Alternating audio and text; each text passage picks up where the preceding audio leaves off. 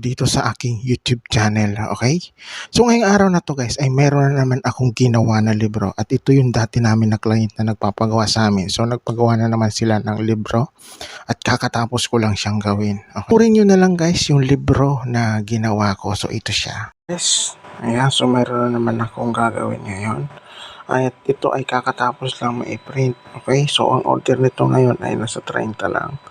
At saka hindi ko na siya guys bibidyohan na pang sa pag-scoring saka sa pag-laminate. So kuha na lang ako ng video kapag nandito na sa binder.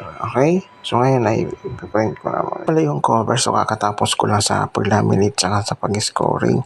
So ready na siya for binder. So nandito na rin yung kanyang manuscript at kakatapos lang nito ma-print na manuscript niya. So ayan siya. So ready na siya for binder. Let's go. Binder.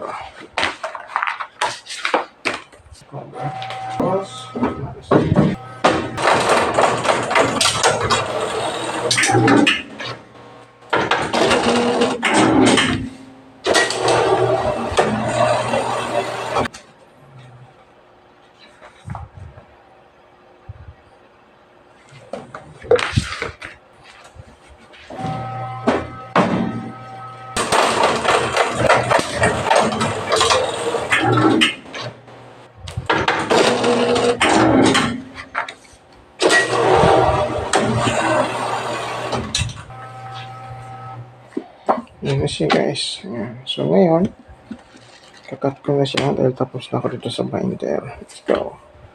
Ayan, so ito na siya guys. So kakatapos ko lang dito sa binder. Ayan, so yan na siya lahat. So ngayon ay kakat ko na siya kasi hindi ko pa siya nakakat. Let's go. Cutting. Ayan, so magkakat na ako. Ayan, so kakat ko na to guys. Ayan.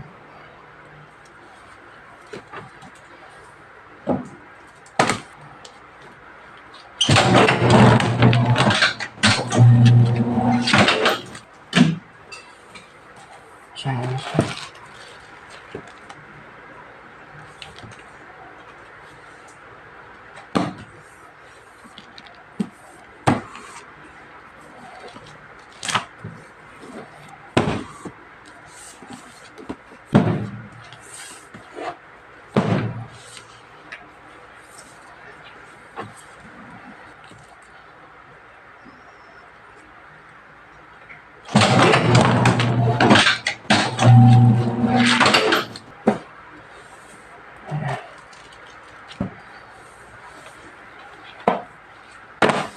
So, ayan na siya guys. So, kakatapos ko lang sa pag-cut. Alright. So, ngayon ay babalutin ko na siya. Ayan na siya lahat. So, papakita ko siya guys kapag tapos ko na siyang balutin. Let's go. So, ako na lang siya bibidyohan. So, ito na siya guys.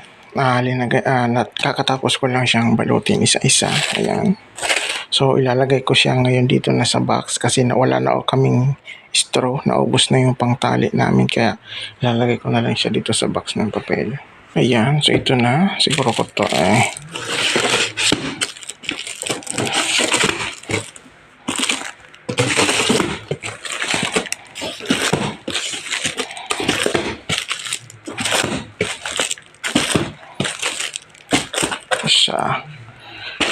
isang box.